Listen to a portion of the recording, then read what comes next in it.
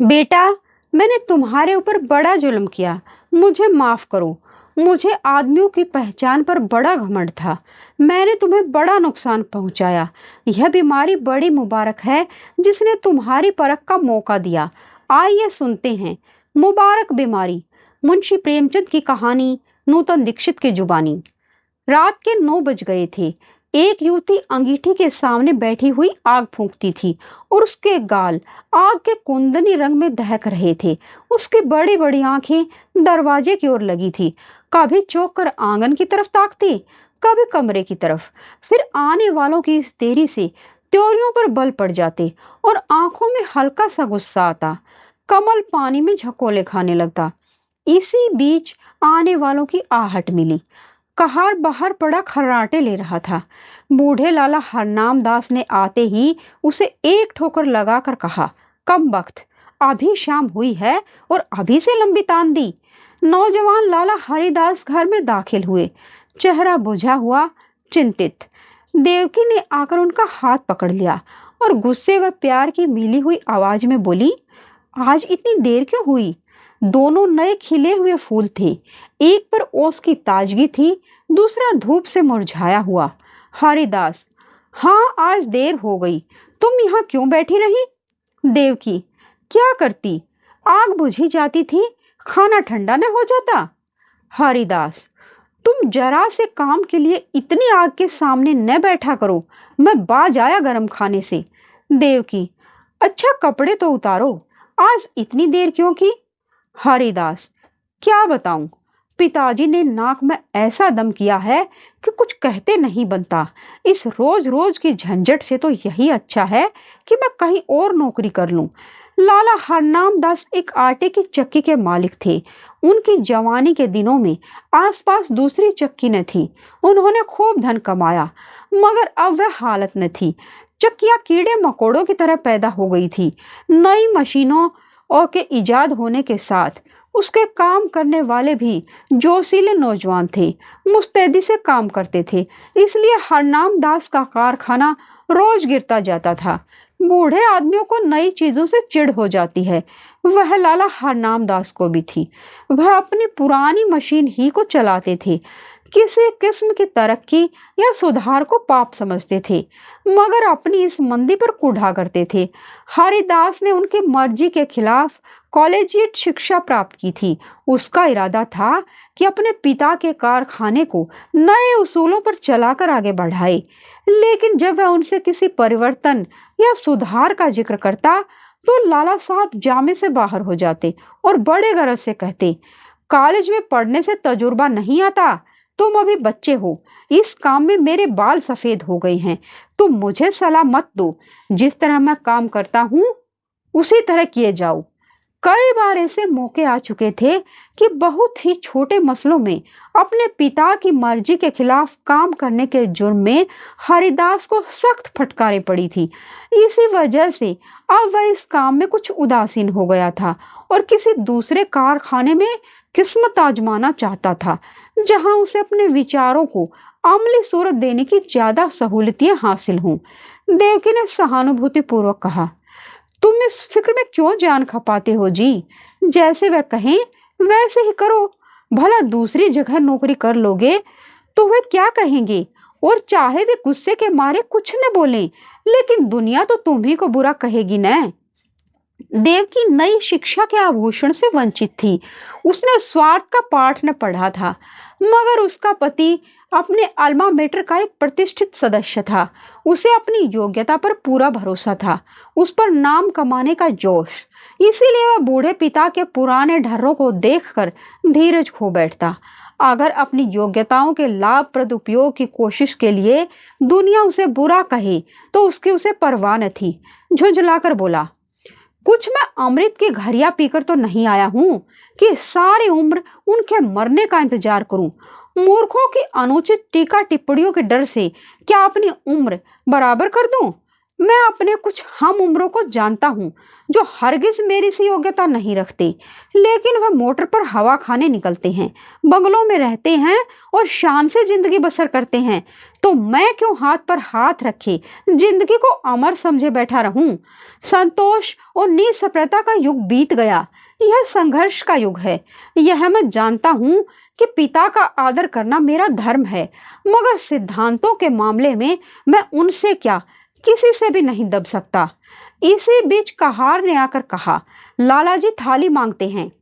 लाला हरनाम दास हिंदू रस्म रिवाज के बड़े पाबंद थे, मगर बुढ़ापे के कारण चौके के चक्कर से मुक्ति पा चुके थे। पहले कुछ दिनों तक जाड़ों में रात को पूरियां न हजम होती थी, इसलिए चपातियां ही अपनी बैठक में मंगा लिया करते थे। मजबूरी ने वह कराया था जो हुज्जत और दलील के काबू से बाहर था। हरिदास के लिए भी देवकी ने खाना निकाला।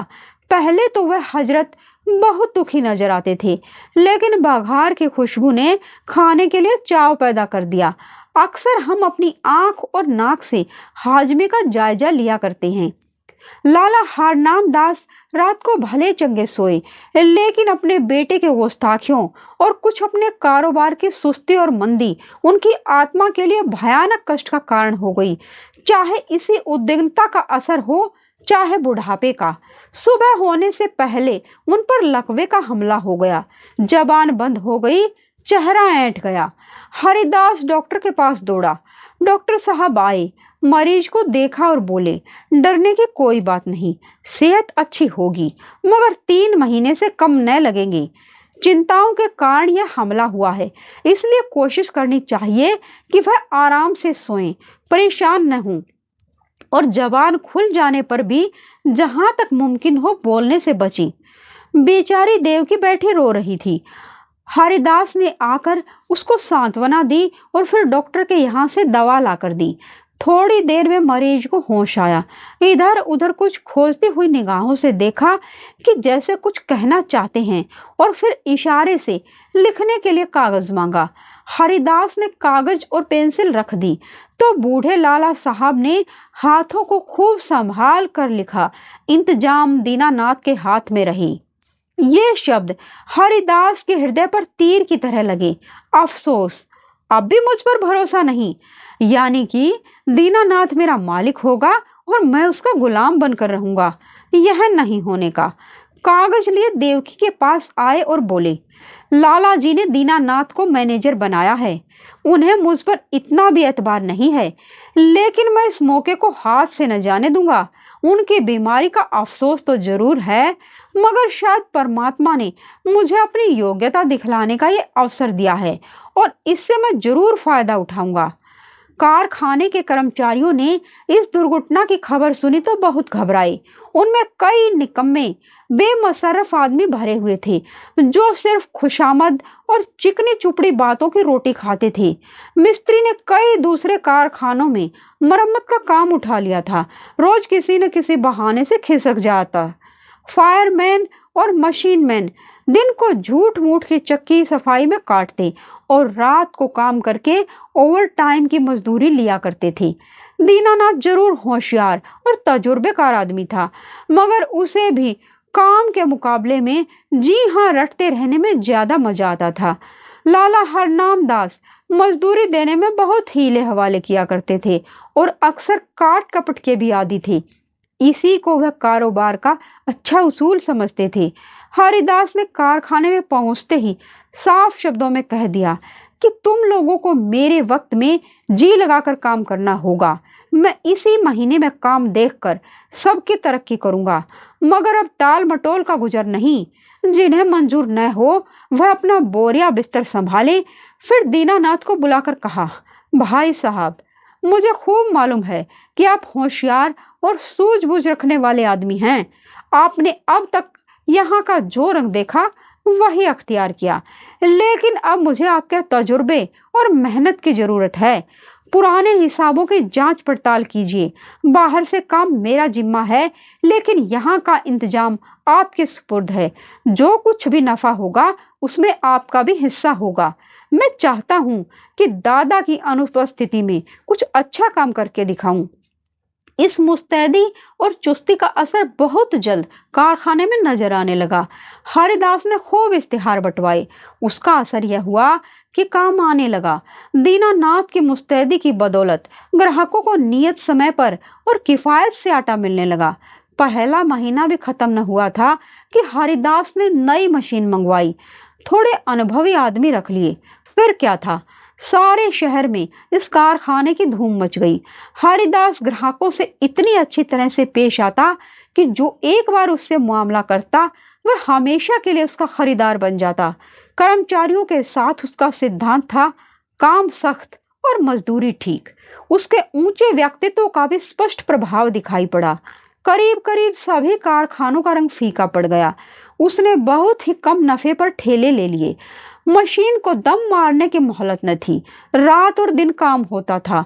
तीसरा महीना खत्म होते होते उस कारखाने की शक्ल ही बदल गई। हाथे में घुसते ही ठेले और गाड़ियों की भीड़ नजर आती थी। कारखाने में बड़ी चहल पहल थी। हर आदमी अपने काम में लगा हुआ। इसके साथ ही प्रबंध कौशल का यह वरदान था कि भद्दी हड़बड़ी और जल्दबाजी का कहीं निशान न था। लाला हरनाम दास धीरे धीरे ठीक होने लगे। एक महीने के बाद वह रुक रुक कर कुछ बोलने लगे। डॉक्टर की सख्त ताकीद थी कि उन्हें पूरी शांति की स्थिति में रखा जाए, मगर जब उनकी जुबान खुली तो उन्हें एकदम को भी चैन न था। देवकी से कहा करते, सारा कारोबार मिट्टी में मिला जाता है। यह लड़का मालूम नहीं क्या कर रहा है, सारा काम अपने हाथ में ले रखा है। मैंने ताकीद कर दी थी कि दीनानाथ को मैनेजर बनाना, लेकिन उसने जरा भी परवाह न की। मेरी सारी उम्र की कमाई बर्बाद हुई जाती है। देवकी उनको सांत्वना देती कि आप इन बातों की आशंका न करें, कारोबार बहुत खूबी से चल रहा है और खूब नफा हो रहा है। पर वह भी इस मामले में तूल देते हुए डरती थी कि कहीं लकवे का फिर हमला न हो जाए। हूं हाँ कहकर टालना चाहती थी। हरिदास जो ही घर में आता, लाला जी उस पर सवालों के बौछार कर देते, और जब वह टाल कर कोई दूसरा जिक्र छेड़ देता तो बिगड़ जाते और कहते, जालिम, जीते जी मेरे गले पर छुरी फेर रहा है, मेरी पूंजी उड़ा रहा है। तुझे क्या मालूम कि मैंने एक एक कौड़ी किस मशक्कत से जमा की। तूने दिल में ठान ली है कि इस बुढ़ापे में मुझे गली गली ठोकर खिलाए, मुझे कोड़ी कोड़ी का मोहताज बनाए। हरिदास फटकार का कोई जवाब न देता, क्योंकि बात से बात पड़ती है। उसकी चुप्पी से लाला साहब को यकीन हो जाता कि कारखाना तबाह हो गया है। एक रोज देवकी ने हरिदास से कहा, अभी कितने दिन और इन बातों को लाला जी से छिपाओगे? हरिदास ने जवाब दिया, मैं तो चाहता हूं कि नई मशीन का रुपया आधा हो जाए तो उन्हें ले जाकर सब कुछ दिखा दूं। तब तक डॉक्टर साहब की हिदायत के अनुसार 3 महीने भी पूरे हो जाएंगे। देवकी, लेकिन इस छिपाने से क्या फायदा, जब वे 8 पहर इसी की रट लगाए रहते हैं। इससे तो चिंता और बढ़ती है जी, कम नहीं होती।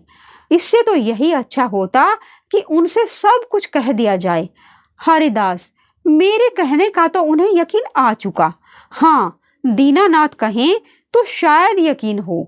देवकी, अच्छा, तो कल दीनानाथ को यहाँ भेज दो। लाला जी उसे देखते ही बुला लेंगे। तुम्हें इस रोज रोज की डांट फटक से मुक्ति मिल जाएगी। हरिदास, अब मुझे इन फटकारों का जरा भी दुख नहीं होता। मेरी मेहनत और योग्यता का नतीजा आंखों के सामने मौजूद है। जब मैंने कारखाना अपने हाथ में लिया था, आमदनी और खर्च का मीज़ान मुश्किल से बैठता था। आज 5 का नफा है। तीसरा महीना खत्म होने वाला है और मैं मशीन की आधी कीमत अदा कर चुका हूँ। शायद अगले महीने 2 महीने में पूरी कीमत अदा हो जाए। उस वक्त से कारखाने का खर्च 3 से ज्यादा है, लेकिन आमदनी 5 गुनी हो गई है। हजरत देखेंगे ना तो आंखें खुल जाएंगी। कहाँ हाथे में उल्लू बोलते थे। एक मेज पर बैठे आप ऊँघा करते थे और एक पर दीनानाथ कान कुरेदा करता। मिस्त्री और फायरमैन ताश खेलते थे। बस 2-4 घंटे चक्की चल जाती थी। अब दम मारने की फुर्सत नहीं है। सारी जिंदगी में जो कुछ न कर सके वह मैंने 3 महीने में कर दिखाया। इसी तजुर्बे और कार्रवाई पर आपको इतना घमंड था। जितना काम वह 1 महीने में करते थे उतना मैं रोज करे डालता हूँ। देवकी ने भर्त्सनापूर्ण नेत्रों से देखकर कहा, अपने मुंह मियाँ मिट्ठू बनना कोई आपसे सीखे। जिस तरह माँ अपने बेटे को हमेशा दुबला ही समझती है, उसी तरह बाप अपने बेटे को हमेशा नादान समझा करते हैं। यह उनकी ममता है, बुरा मानने की बात नहीं। हरिदास ने लज्जित होकर सर झुका लिया। दूसरे रोज दीनानाथ उनको देखने के बहाने से लाला हरनाम दास की सेवा में उपस्थित हुए। लाला जी उसे देखते ही तकिए के सहारे उठ बैठे और पागलों की तरह बेचैन होकर पूछा, क्यों, कारोबार सब तबाह हो गया कि अभी कुछ कसर बाकी है? तुम लोगों ने मुझे मुर्दा समझ लिया, कभी बात तक न पूछी। कम से कम मुझे ऐसी उम्मीद न थी। बहू ने मेरी तीमारदारी न की होती तो मर ही गया होता। दीनानाथ, आपका कुशल मंगल रोज बाबूजी से पूछ लिया करता।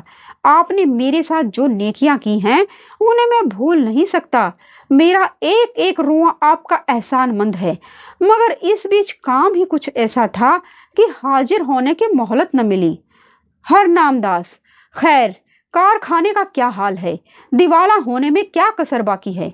दीनानाथ ने ताजुब के साथ कहा, यह आपसे किसने कह दिया कि दिवाला होने वाला है? इस अरसे में कारोबार में जो तरक्की हुई है वह आप खुद अपनी आंखों से देख लेंगे। हरनामदास व्यंग्य पूर्वक बोले, शायद तुम्हारे बाबू साहब ने तुम्हारी मनचाही तरक्की कर दी। अच्छा, अब स्वामी भक्ति छोड़ो और साफ साफ बतलाओ। मैंने ताकीद कर दी थी कि कारखाने का इंतजाम तुम्हारे हाथ में रहेगा, मगर शायद हरिदास ने सब कुछ अपने हाथ में रखा।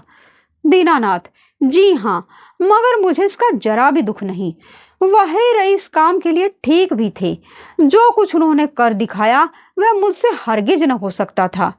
हरनामदास, मुझे यह सुन सुनकर हैरत होती है। बतलाओ, क्या तरक्की हुई है? दीनानाथ, तफसील तो बहुत ज्यादा होगी सरकार, मगर थोड़े में यह समझ लीजिए कि पहले हम लोग जितना काम एक महीने में करते थे उतना अब रोज होता है। नई मशीन आई थी, उसकी आधी कीमत अदा हो चुकी है। वह अक्सर रात को भी चलती है। ठाकुर कंपनी का 5,000 आटे का ठेका था, वह पूरा होने वाला है। जगत राम बनवारी लाल से कमसरियट का ठेका लिया है। उन्होंने हमको 500 बोरे माहवार का बयाना दिया है। इसी तरह और फुटकर काम कई गुना बढ़ गया है। आमदनी के साथ खर्च भी बढ़े हैं। कई आदमी नए रखे गए हैं। मुलाजिमों को मजदूरी के साथ कमीशन भी मिलता है, मगर खालिस नफा पहले के मुकाबले में चौगुने के करीब है। हरनामदास ने बड़े ध्यान से बातें सुनी। वह गौर से दीनानाथ के चेहरे की तरफ देख रहे थे। शायद उसके दिल में बैठकर सच्चाई की तह तक पहुंचना चाहते थे। संदेहपूर्ण स्वर में बोले, दीनानाथ, तुम कभी मुझसे झूठ नहीं बोलते थे, लेकिन तो भी मुझे इन बातों पर यकीन नहीं आता, और जब तक अपनी आंखों से न देख लूंगा यकीन आएगा भी नहीं। दीनानाथ कुछ निराश होकर विदा हुए।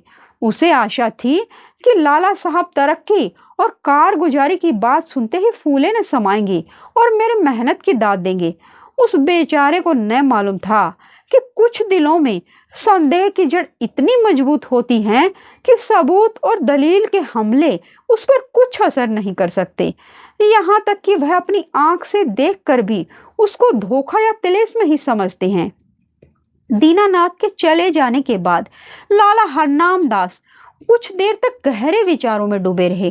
फिर यकायक कहार से बग्गी मंगवाई, लाठी के सहारे बग्गी में आ बैठे और उसे अपने चक्के घर चलने का हुक्म दिया। दोपहर का वक्त था।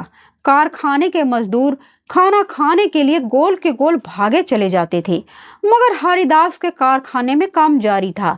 बग्गी हाथे में दाखिल हुई। दोनों तरफ फूलों की कतारें नजर आई। माली क्यारियों में पानी दे रहा था। ठेले और गाड़ियों के मारे बग्गी को निकलने की जगह न मिलती थी। जिधर निगाह जाती थी सफाई और हरियाली नजर आती। हरिदास अपने मुहर्रिर को कुछ खतों का मसौदा लिख रहा था कि बूढ़े लाला जी लाठी तेकते हुए कारखाने में दाखिल हुए। हरिदास फौरन उठ खड़ा हुआ और उन्हें हाथों से सहारा देते हुए बोला, आपने कहला क्यों न भेजा दादा? मैं आना चाहता हूँ, पालकी मंगवा देता। आपको बहुत तकलीफ हुई। यह कहकर उसने एक आराम कुर्सी बैठने के लिए खिसका दी। कारखाने के कर्मचारी दौड़े और उनके चारों तरफ बहुत अदब के साथ खड़े हो गए। हरनामदास कुर्सी पर बैठ गए और बोरों के छत चूमने वाले ढेर पर नजर दौड़ाकर बोले, मालूम होता है दीनानाथ सच कहता था। मुझे यहाँ कई नई सूरतें नजर आती हैं। भला कितना काम रोज होता है?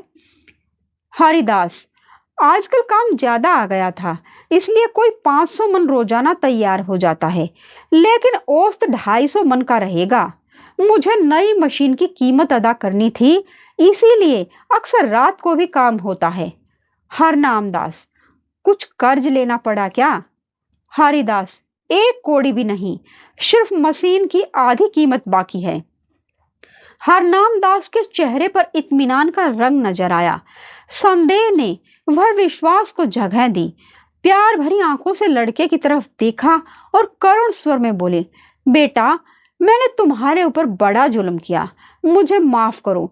मुझे आदमियों की पहचान पर बड़ा घमंड था, लेकिन मुझे बहुत धोखा हुआ। मुझे अब से बहुत पहले ही इस काम से हाथ खींच लेना चाहिए था। मैंने तुम्हें बहुत नुकसान पहुंचाया।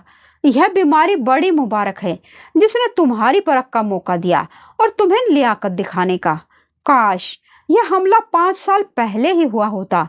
ईश्वर तुम्हें खुश रखे और हमेशा उन्नति दे। यही तुम्हारे बूढ़े बाप का आशीर्वाद है। आप सुन रहे थे मुंशी प्रेमचंद की लिखी कहानी मुबारक बीमारी। अगर आपको ये कहानी पसंद आई हो तो वीडियो को लाइक करें और चैनल को सब्सक्राइब करें।